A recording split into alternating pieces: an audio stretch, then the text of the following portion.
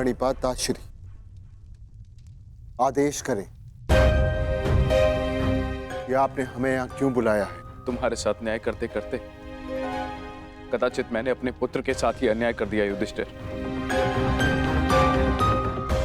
विजय की हुई वस्तु पर विजेता का ही अधिकार होता है युधिष्ठिर, चाहे वो युद्ध में हो या फिर जुए में। जो दुर्योधन ने जीता है उस पर उसी का अधिकार है, परंतु मैंने भावना में बहकर उससे वो सब छीनकर तुम्हें दे दिया। तो आप कहना क्या चाहते हैं ताश्री? ये चाहते हैं कि हम इन्हें इंद्रप्रस्थ दे दें। और मैं चाहता हूं कि मैं यही सारे कौरवों को मृत्यु दे दूं। कौन रहो भीम, मैं यहां न्याय का सबको बराबर का अवसर देना चाहता हूं, ताकि कोई ये न कह डाले कि हस्तिनापुर में किसी के साथ अन्याय हुआ है। अब ये न्यायी सभा नहीं रही तातश्री, अन्यायी सभा हो चुकी है। ऐसा ना कहो अर्जुन, यदि ये अन्यायी सभा होती तो तुम सब दास होते ना। आप ये बताएं मामाश्री कि इसका हल क्या है? हल तो केवल एक ही है युधिष्ठिर, और एक दांव।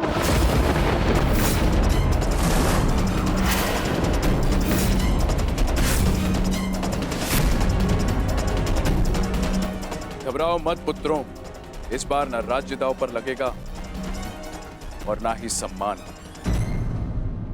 परंतु इस बार जीतने वाला दूसरे के राज्य पर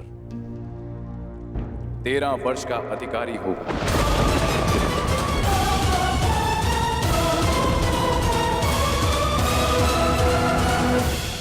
और हारने वाले को 12 वर्ष का वनवास और 1 वर्ष के अज्ञातवास पर जाना होगा। और हाँ, यदि इस अज्ञातवास में अज्ञातवासी पकड़ा गया या पहचान लिया गया तो फिर से 12 वर्ष का वनवास और 1 वर्ष का अज्ञातवास। बोलो पुत्र, स्वीकार है? न्याय का केवल एक ही मार्ग है जो शेष है, एक ही मार्ग है जो धर्म की ओर जाता है। धर्मराज, कहो, क्या स्वीकार है तुम्हें ये मार्ग?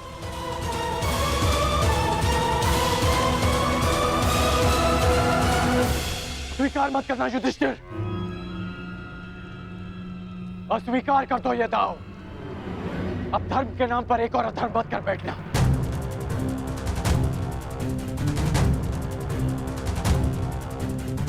मौन मत रहो युधिष्ठिर, अन्यथा इतिहास तुम्हें कभी क्षमा नहीं करेगा। मत खेलना ये दांव। महाराज धृतराष्ट्र मेरे पिता तुल्य हैं। पितामह, आचार्य द्रोण और काकाश्री सब यहाँ उपस्थित हैं और सबकी उपस्थिति में मुझे ये दांव खेलने को कहा जा रहा है। कदाचित ये दांव अधर्म, मैं इस दांव को ना कह सकता, इस अधर्म को ना कह सकता, परंतु बड़ों की आज्ञा का पालन करना ही मेरा धर्म है। मैं इस धर्म को ना नहीं कह सकता। तुम तो धर्म और अधर्म की परिभाषा ही भूल गए हो। क्या तुम्हारी स्मृति इतनी दुर्बल है कि तुम भूल गए कि कुछ ही क्षण पहले यहां क्या अनर्थ होते होते रह गया। तुम दास बनते बनते रह गए, तुम्हारी पत्नी का मान भंग करने का प्रयास किया गया। ये वही सभा है जहां वर्षों पूर्व मेरे भाई की हत्या की गई थी और आज एक स्त्री का मान भंग किया गया।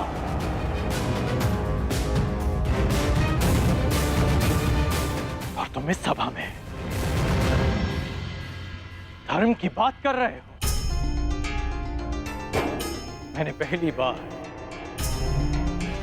जीवन में किसी से हाथ जोड़कर प्रार्थना की थी। मैंने तुमसे प्रार्थना की थी युधिष्ठिर,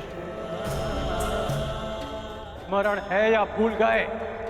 राजकुमार युधिष्ठिर, आपका अवश्य यही सुझाव होगा। मुझे कुछ भी कहने का अधिकार नहीं कर्ण महोदय। मैंने दोबारा तुमसे प्रार्थना की, मेरा निवेदन मानिए, इस निमंत्रण को स्वीकार मत कीजिए, क्योंकि मुझे संदेह है ये निमंत्रण आपके सम्मान के लिए नहीं, उस अपमान के प्रतिकार के लिए भेज रहे हैं। परंतु तुमने मेरी प्रार्थना नहीं सुनी, उसे अस्वीकार कर दिया।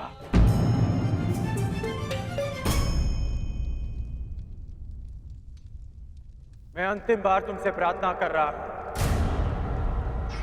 ये दाव मत खेलना। और यदि तुमने मेरी ये प्रार्थना भी अस्वीकार कर दी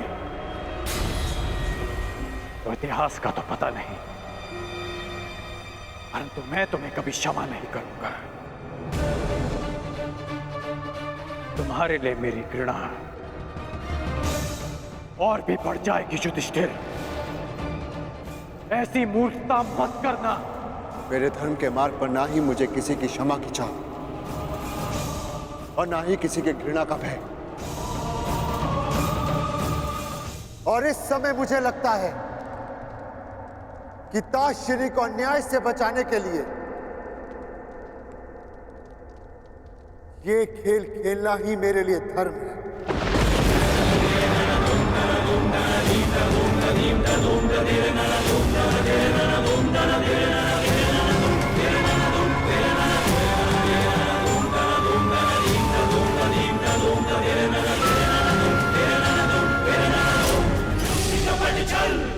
तो क्या मैं ये समझ लूं कि सम्राट एक और दांव खेलने के लिए प्रस्तुत हैं?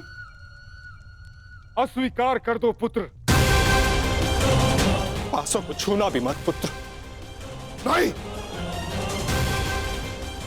नहीं पुत्र।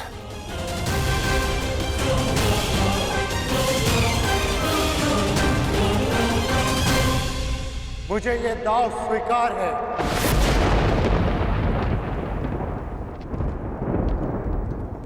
प्रत्येक पापी को दंड भुगतना होगा। वो जिसने लालच के लिए छल किया, और वो भी जिसने अधर्म को धर्म मानकर उसका पालन किया। प्रत्येक को अपने कर्मों का फल भुगतना होगा।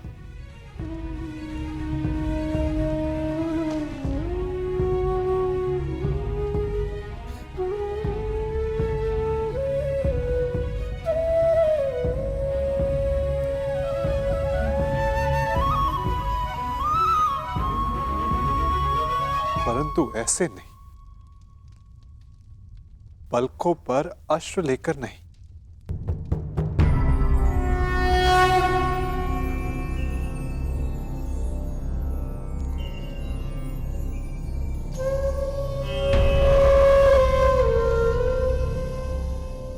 तुम्हारा जन्म इतिहास बदलने के लिए हुआ है सखी, इतिहास बनने के लिए नहीं। इसीलिए प्रतिशोध नहीं, तुम्हें न्याय का मार्ग चुनना होगा, क्योंकि प्रतिशोध अन्याय को जन्म देता है और न्याय एक नई व्यवस्था की स्थापना को। खेल प्रस्तुत हैं।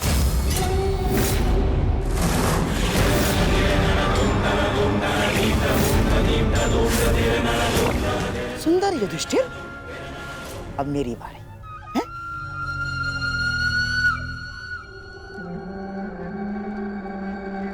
पांडवों के वनवास जाने पर उत्सव मनाने की तैयारी शुरू कर दो।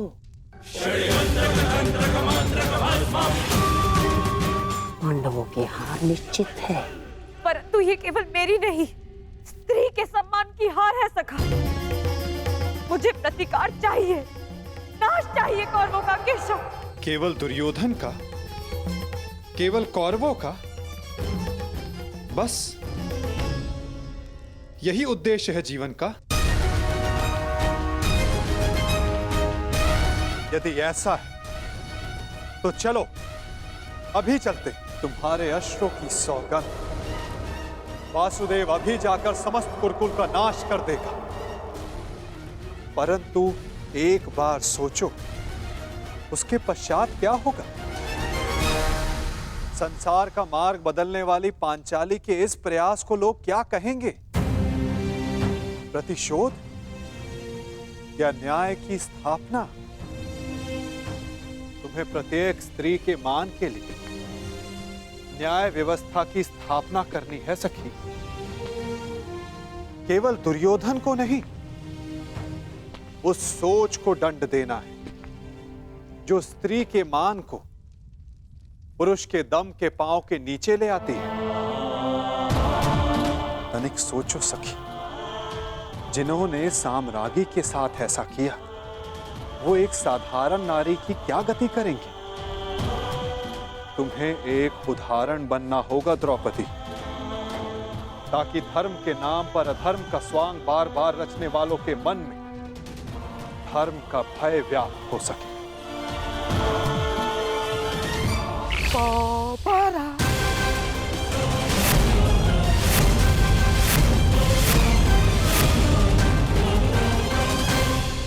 बधाई हो मेरे होने वाले सम्राट। दोबारा हार गए। पांडव दोबारा हार गए। सम्राट युधिष्ठिर, पांचाली को दासी बनने से तो तुमने बचा लिया, परंतु स्वयं को वनवासी होने से नहीं बचा पाए। वन में जाने को प्रस्तुत हो जाओ महान पांडु पुत्रों। और हाँ, स्मरण रखना, इस पूरे अवधि में ना ही तुम किसी से संधि करोगे और ना ही किसी मित्र राज्य में रहोगे।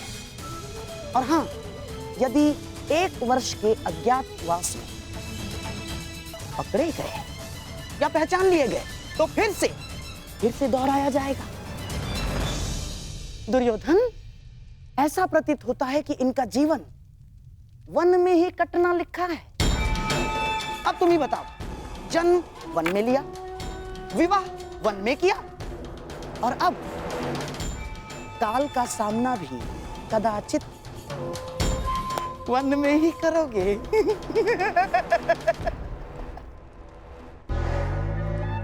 लगता है यही भाग्य का न्याय है।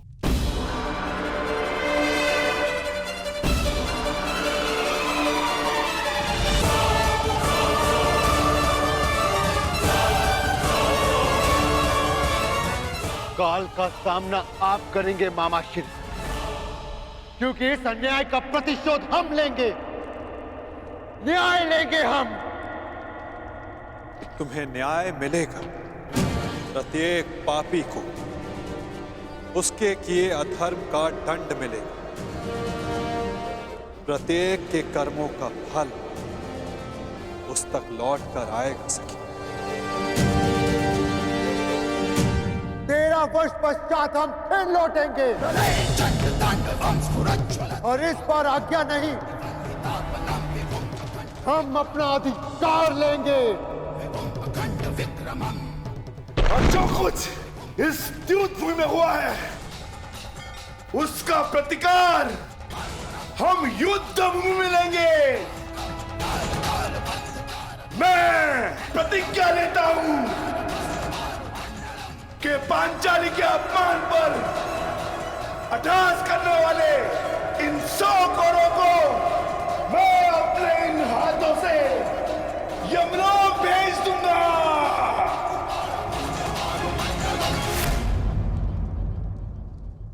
ये मत समझना कि वन में हम विश्राम करेंगे दुर्योधन।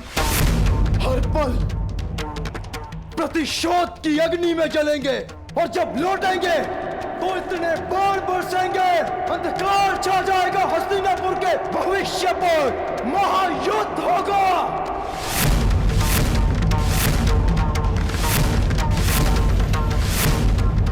बात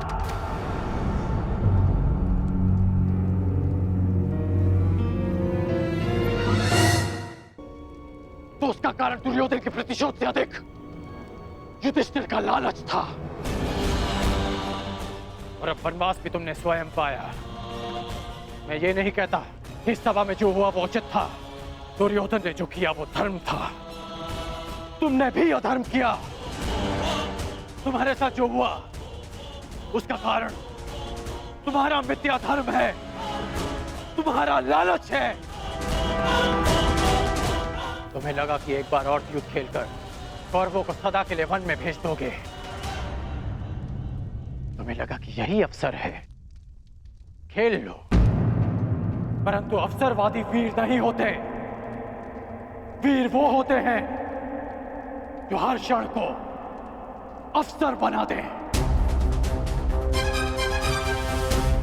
यदि आज तुम ये दूसरा दांव ना खेलकर युद्ध करते तो सौगंध अपने गुरु परशुराम की